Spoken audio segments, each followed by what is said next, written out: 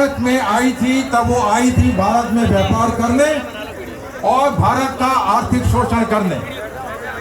लेकिन धीरे धीरे जब उनको भारत में राज्य करने की उनकी मंशा बढ़ती गई, तब उन्होंने सोचा कि बिना सैनिक दस्तों के हम भारत में शासन कैसे करेंगे।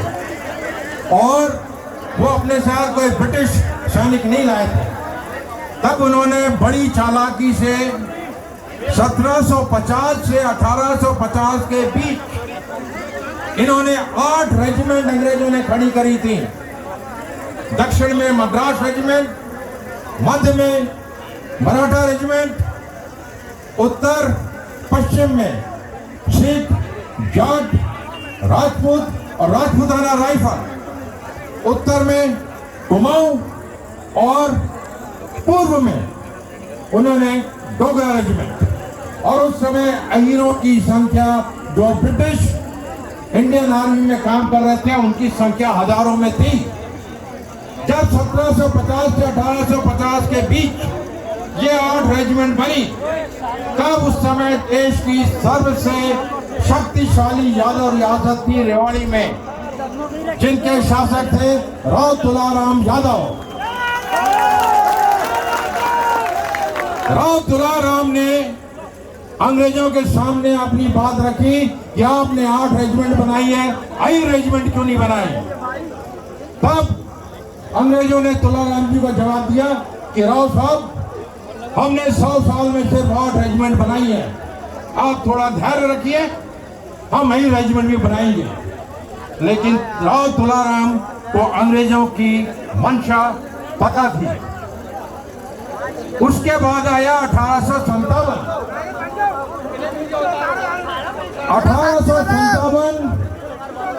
का जो गदर का युद्ध था वो शुरू हुआ था मेरठ छावनी से। और मेरठ छावनी के कोतवाल थे धन सिंह गुर्जर और रेवाड़ी के रियासत के राजा थे राव तुलाराम यादव। और कोतवाल धन सिंह गुर्जर के साथ थे नायब कोतवाल कृष्ण गोपाल यादव। और कृष्ण गोपाल यादव तुलाराम के छोटे भाई थे। जब यह गदर का युद्ध मेरठ से शुरू हुआ, जहां 2500 अंग्रेज सैनिक थे और उतने ही हमारे भारतीय सैनिक थे, यह धीरे धीरे विद्रोह की याद पूरे देश में फैल गई। और 1.5 साल अंग्रेजों ने इस गदर को कुचल दिया। और नवंबर 1858 को जब गदर अंग्रेजों द्वारा कुचला गया, उसके बाद अंग्रेजों ने समीक्षा की कि आखिर यह विद्रोह हुआ क्यों। और उसके बाद जब उन्होंने समीक्षा की तो समीक्षा में पाया कि इस विद्रोह के जो सूत्रधार थे उनमें 2 यादव थे,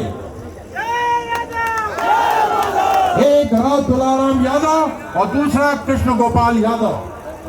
तब अंग्रेजों को मौका मिला कि ये जो अहीर कौम है ये बागी कौम है, जबकि अहीर लड़ रहे थे अपनी देश की स्वतंत्रता के लिए।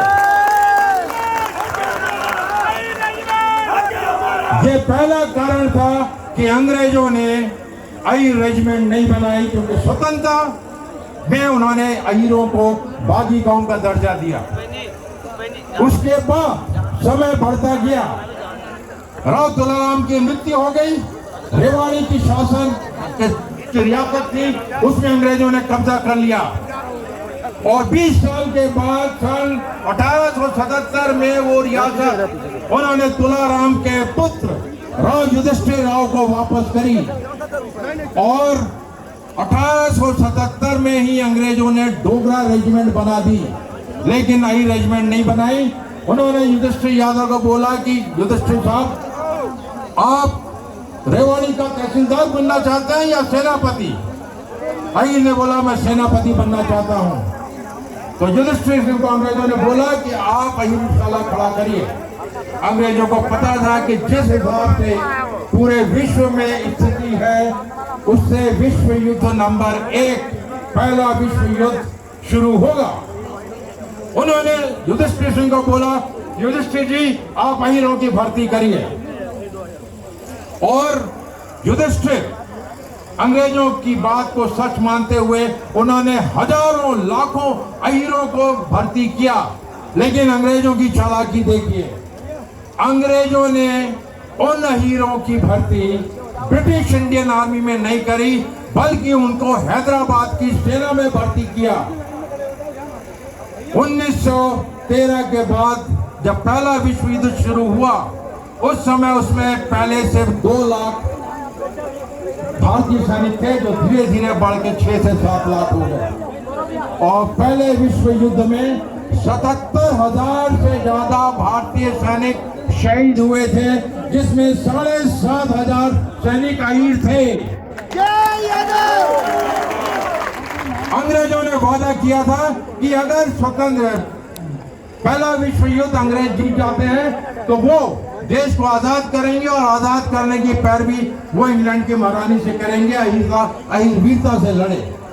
समय चलता गया, जब अहीरों की रेजिमेंट की बात नहीं सुनी गई, तब पूरे देश के यादवों ने एक संगठन बनाया, अखिल भारतवर्षीय यादव महासभा, जिसमें पूरे देश के 15 यादवों की एक कमेटी बनी। और उस कमेटी का काम था कि हम अहीर रेजिमेंट बनवा के रहेंगे। अहीर रेजिमेंट बनाने के लिए 1924 में ये संगठन खड़ा हुआ, और 1922 में अंग्रेजों ने बड़ी चालाकी से 19 हैदराबाद रेजिमेंट खड़ी कर दी 1922 में। और 19 हैदराबाद रेजिमेंट में उन्होंने जो हैदराबाद सेना में अहीर थे, 33% अहीर उन्होंने भेज दिए, 33% जाट भेज दिए, और 33% कुमाऊं भेज दिए। अहीर रेजिमेंट का गठन नहीं हुआ, क्योंकि उनको पता था कि पहले विश्व युद्ध के बाद पूरे विश्व की स्थिति बहुत नाजुक है, और दूसरा विश्व युद्ध कभी भी शुरू होगा। उसके बाद ये जो 15 अहीरों की कमेटी थी, इन्होंने अंग्रेजों के वाइसरॉय, चाहे वो लॉर्ड रीडिंग रहे हो, लॉर्ड इरविंग रहे हो, या लॉर्ड विलिंगडन रहे हैं, उनसे बोला कि आप अहीर रेजिमेंट बनाइए। तब लॉर्ड विलिंगडन ने 1936 में इस कमेटी को बताया कि हम जैसे ही दूसरा विश्व युद्ध खत्म होगा, हम अहीर रेजिमेंट बनाएंगे। अब दूसरा विश्व युद्ध 1939 में 1939 में शुरू हो गया। 1939 को शुरू होकर 1945 में यह विश्व युद्ध खत्म हुआ, और इस दूसरे विश्व युद्ध में 87,000 से ज्यादा भारतीय सैनिक शहीद हुए थे, जिसमें 11,000 अहीर सैनिक थे। और इस दूसरे विश्व युद्ध में अंग्रेजों ने सिर्फ 18 भारतीय सैनिक को तत्कालीन सर्वोच्च वीरता पुरस्कार, जिसको विक्टोरिया क्रॉस कहा जाता था, सिर्फ 18 भारतीय सैनिकों को दिया था। और इन 18 भारतीय सैनिकों में 3 सैनिक अहीर थे। मतलब 17% अहीरों ने द्वितीय विश्व युद्ध में जितने देश के भारतीय सैनिक थे, उनको सर्वोच्च वीरता पुरस्कार मिला था। विश्व युद्ध खत्म हो गया। विश्व युद्ध के बाद जब यह मांग उठी, तब उनका बोला कि भारत स्वतंत्र होने वाला है, भारत को स्वतंत्र होने के बाद आपको अहीर रेजिमेंट बना के दी जाए। 1947 में भारत स्वतंत्र हुआ। जब यह मांग उठी, तब इस कमेटी को बोला गया कि देखिए, भारत अभी आजाद हुआ है, भारत का संविधान लागू नहीं हुआ है, देश में चुनाव नहीं हुए हैं, आप चुनाव होने दीजिए, हम आपके अहीर रेजिमेंट बनाएंगे। 1952 में भारत में पहला चुनाव हुआ। जब यह मांग अहीर रेजिमेंट की फिर उठी, और उस समय उत्तर प्रदेश के जो पहले मुख्यमंत्री थे, स्वर्गीय गोविंद बल्लभ पंत, वो कुमाऊं के रहने वाले थे। और जैसा मैंने आपको बताया, अहीर रेजिमेंट कुमाऊं का हिस्सा थी। अगर आपके पास कोई शक्तिशाली सैनिक है, आपका साथी है, तो क्या आप चाहेंगे कि वो साथी आपका साथ छोड़े? नहीं। तो गोविंद बल्लभ पंत नहीं चाहते थे कि अहीर कुमाऊं से अलग हो। एक चीज और, 1945 में जो 19 हैदराबाद रेजिमेंट अंग्रेजों ने बनाई थी, उसको 1945 में तोड़ दिया। जाट सैनिक थे, जाट रेजिमेंट में चले गए, कुमाऊं सैनिक कुमाऊं रेजिमेंट चले गए। अब अहीर कहां जाएंगे? अगर अंग्रेज चाहते तो 19 हैदराबाद रेजिमेंट का नाम बदलकर अहीर रेजिमेंट कर सकते थे, उन्होंने नहीं किया। क्यों? क्योंकि 1941-42 में 40,000 भारतीय सैनिकों ने आजाद हिंद सेना सुभाष चंद्र बोस में के साथ ज्वाइन कर लिया, जिसमें 10,000 से ज्यादा अहीर सैनिक थे। अब अंग्रेजों को फिर एक बार मौका मिला, क्योंकि आजाद हिंद सेना अंग्रेजों के खिलाफ इटली से, जर्मनी से और जापान से मिलकर अंग्रेजों के खिलाफ लड़ाई कर रही थी। तो अंग्रेजों ने बोला इसमें 10,000 अहीर सैनिक हैं, ये बागी कौम है। लेकिन अहीर किसके लिए लड़ रहे थे? अपने देश की स्वतंत्रता के लिए।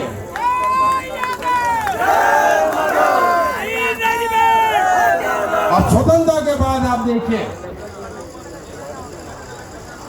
जो यादव संगठन थे, उन यादव प्रमुखों को, उनके संगठनों को राजनीति की बिसात पे मोहरे बना के उनको एक दूसरे के खिलाफ खड़े करते गए। जिस प्रकार अंग्रेजों ने डिवाइड एंड रूल किया था, उसी प्रकार इस राजनीतिक चक्की में राजनीतिक नेताओं की सत्ता चलती रही। लेकिन पिसा कौन? पिसा अहीर सैनिक, क्योंकि उसकी रेजिमेंट नहीं बनी। और यही जो चक्की है आज तक चल रही है। जहां तक अहीर रेजिमेंट की बात, आपको बताएं एक चीज, देश की जनसंख्या 140 करोड़ है, उसमें करीब 26 करोड़ यादव हैं।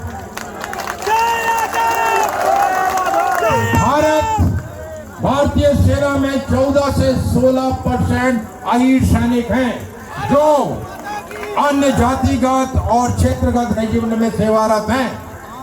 आपको यह भी बताऊं कि आज अहीरों की झोली में स्वतंत्रता के पहले और स्वतंत्रता के बाद के जितने सर्वोच्च वीरता पुरस्कार थे, वो उनकी झोली में हो, चाहे वो विक्टोरिया क्रॉस हो या जॉर्ज क्रॉस हो या विक्टोरिया मिलिट्री क्रॉस हो। स्वतंत्रता के पहले, स्वतंत्रता के बाद, चाहे परमवीर चक्र हो, चाहे अशोक चक्र हो, चाहे कीर्ति चक्र हो, चाहे महावीर चक्र हो, चाहे शौर्य चक्र हो, चाहे वीर चक्र हो, ये सब अहीरों की झोली में है। और आपको एक चीज और बताना चाहूंगा कि भारत में सिर्फ 2 महिलाओं को मरणोपरांत शांति काल का सर्वोच्च वीरता पुरस्कार, जिसको अशोक चक्र कहा जाता है, सिर्फ 2 महिलाओं को मिला है। और उन 2 महिलाओं में एक महिला यादव है, कांस्टेबल कमलेश कुमारी यादव। ये यादवों की विरासत है। यादवों को हमेशा हमारे सामने, जैसे तोते के सामने मिर्ची रखी है, हमारे सामने मिर्ची रख दी जाती है और हम उस मिर्ची के सामने चलते हैं। आज मुझे बहुत खुशी है, अहीर रेजिमेंट ये पूरे समाज का मुद्दा है। ये उन माता पिताओं का मुद्दा है जिन्होंने अपने सपूतों को देश के लिए निछावर कर दिया। ये उन वीर नारियों का मुद्दा है जिन्होंने अपना सुहाग उजाड़ दिया। ये उन बहनों का मुद्दा है जिनके भाई उनसे छिन गए। ये उन बच्चों का मुद्दा है जिनके माता पिता हमेशा के लिए उनके छिन गए। ये हमारे यादव समाज का मुद्दा है, उनके मान स्वाभिमान का मुद्दा है, उनके आत्मसम्मान का मुद्दा है। और हर संगठन में हर एक राजनीतिक विचारधारा के लोग होते हैं और होना भी चाहिए, इसमें कोई गलती नहीं है। और यादव में भी कई संगठन है, कोई बात नहीं। लेकिन जब अहीर रेजिमेंट की बात आती है, हमने अपने राजनीतिक चश्मे को और हमने अपने संगठन के चश्मे को पीछे उतार के सामाजिक चश्मा पहन के अहीर रेजिमेंट के लिए साथ में आना होगा। आज मुझे खुशी है कि मंच में जो हमारे वीर साथी बैठे हैं, कैप्टन योगेंद्र यादव, परमवीर चक्र, यहाँ पे कई संगठन के लोग मैं देख रहा हूँ, यादव संगठन के लोग हैं, कई राजनीतिक विचारधारा के लोग हैं। आप अपनी विचारधारा मानिए, उसमें कोई आपत्ति नहीं है। लेकिन जब अहीर रेजिमेंट की बात होती है, आपको अपने चश्मे को उतार के अहीर रेजिमेंट का चश्मा लगाना पड़ेगा। मैं आपको बताऊं, ये जो कलश सामने रखा है, ये कलश 2 अक्टूबर 2022 को मैं और मेरे साथी कैप्टन रमेश पायलट यादव हरियाणा के, हम रेजांगला गए थे और रेजांगला से ये पवित्र मिट्टी अब हमारे 114 अहीरों के लहू से लिप्त पवित्र माटी अपने साथ लाए हैं। और जहां तक ये कलश है, ये हमारे पूर्वजों की धरोहर है। जितने हमें अपने स्वर्गीय माता पिता के अस्थि कलश से लगाव होता है, इसमें हमारे पूर्वजों की अस्थि कलश हैं। ये अस्थि कलश लाए, उसके बाद 29 अक्टूबर को हरियाणा में हमारे बहुत सारे वीर साथी आए हुए हैं। हरियाणा में, गुड़गांव में, पूरे देश के हर प्रदेश के लोगों के यादव नुमाइंदे आए थे, प्रतिनिधिगण आए थे और उन्होंने सबने इस अहीर रेजिमेंट के हाथ, इसके ऊपर अपने हाथ रख के उन्होंने सौगंध ली है कि हम अपनी राजनीतिक विचारधारा और संगठन की विचारधारा को पीछे रख के इस शपथ की कसम खाते हैं कि हम अहीर रेजिमेंट के लिए एक साथ होंगे। हम अपना अधिकार मांगते, और ये कलश आज पूरे देश में है। और जिस प्रकार से कार्यक्रम आज भोपाल में हो रहा है, ऐसा ही प्रोग्राम झारखंड में आज हो रहा है, बिहार में आज हो रहा है। ये जो मिशन अहीर रेजिमेंट है, मैं फिर दोहराता हूं, किसी संगठन की या किसी राजनीतिक दल की का मुद्दा नहीं है, ये हमारे सब यादवों का मुद्दा है और हमको एक होना पड़ेगा। जय यादव। ये जो 5 उंगलियां है ना, 1 संगठन, 2 संगठन, 3 संगठन, 4 संगठन, कोई टूटा हुआ संगठन, कोई बड़े संगठन से छोटा संगठन, अगर इन उंगलियों की वही आवाज उठेगी, कोई भी आके आपकी इस उंगलियों को आराम से ऐसे ऐसे करके तोड़ देगा। लेकिन जब आपकी ये उंगलियां एक मुट्ठी बन जाती है, इस मुट्ठी को बोलते हैं FIST, fist, forceful integrated spirited team. आपको एक टीम बनना पड़ेगा। और एक चीज और ध्यान रखिए, जय यादव जय माधव या सोशल मीडिया में अहीर रेजिमेंट हक हमारा, इससे अहीर रेजिमेंट नहीं बनेगी। आपको सड़कों में उतरना पड़ेगा। अगर घी सीधे उंगली से नहीं निकलता है तो हमें उंगली करनी पड़ेगी। लेकिन ये जो मुहिम चल रही है, एक बहुत योजनाबद्ध तरीके से पूरे देश में चल रही है। मैं आपको विश्वास दिलाना चाहता हूं कि अगर जैसे आज हम एक हुए हैं, आगे एक रहे, तो 2024 के पहले अहीर रेजिमेंट का गठन होगा।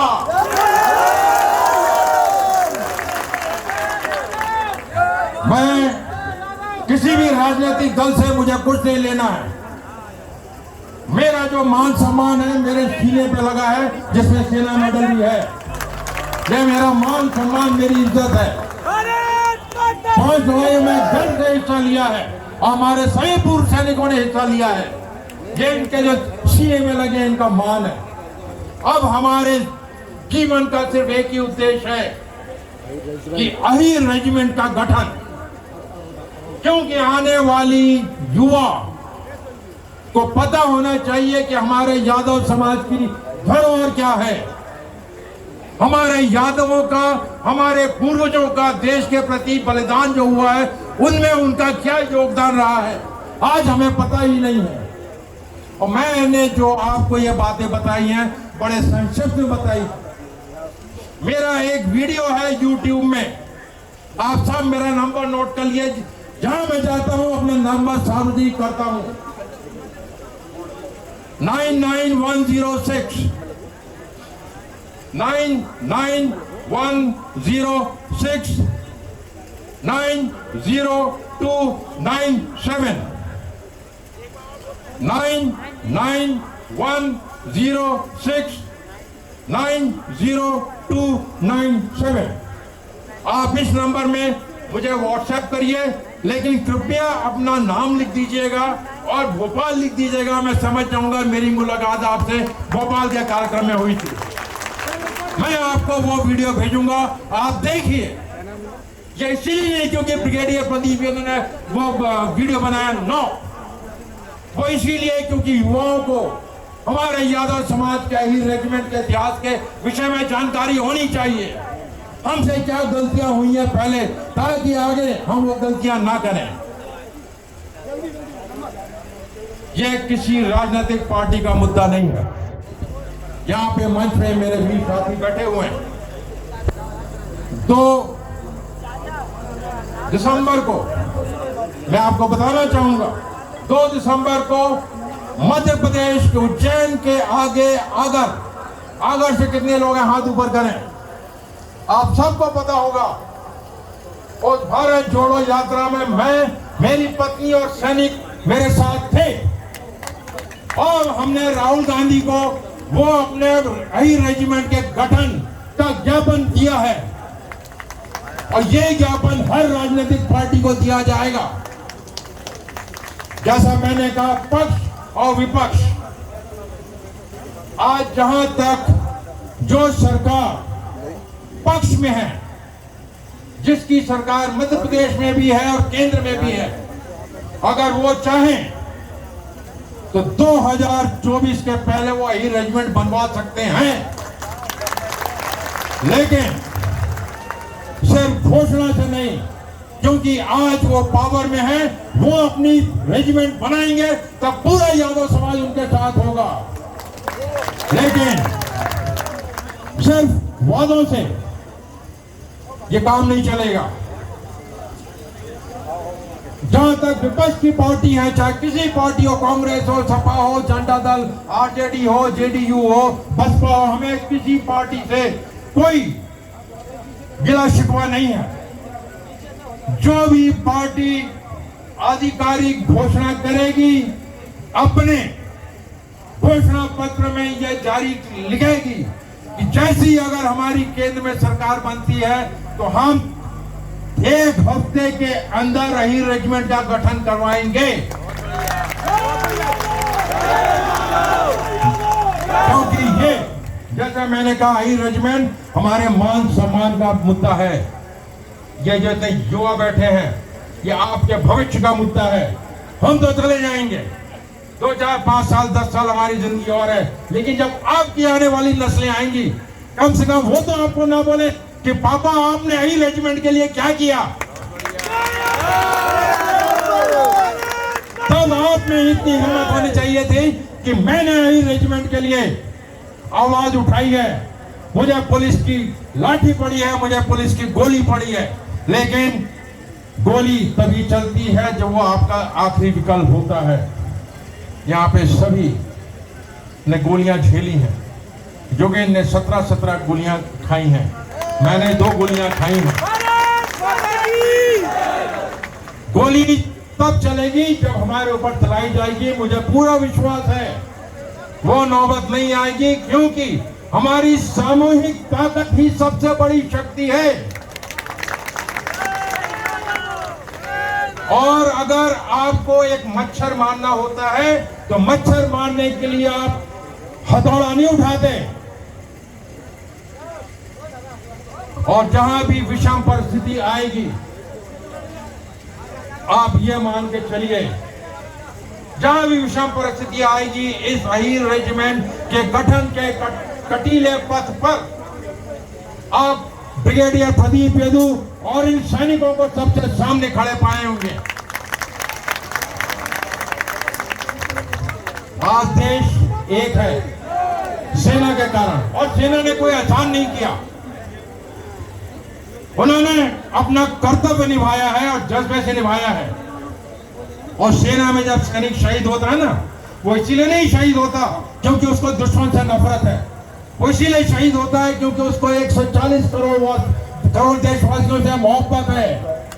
चाहे वो हिंदू हो, मुस्लिम हो, सिख हो, ईसाई हो, अमीर हो, गरीब हो, SC हो, ST हो, OBC हो, हमें फर्क नहीं पड़ता, वो देशवासी है।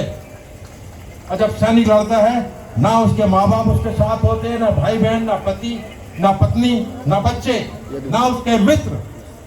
उस समय उस यूनिट के ऑफिसर, JC और बहादुर जवान वो एक परिवार होते हैं, और उस परिवार की सामूहिक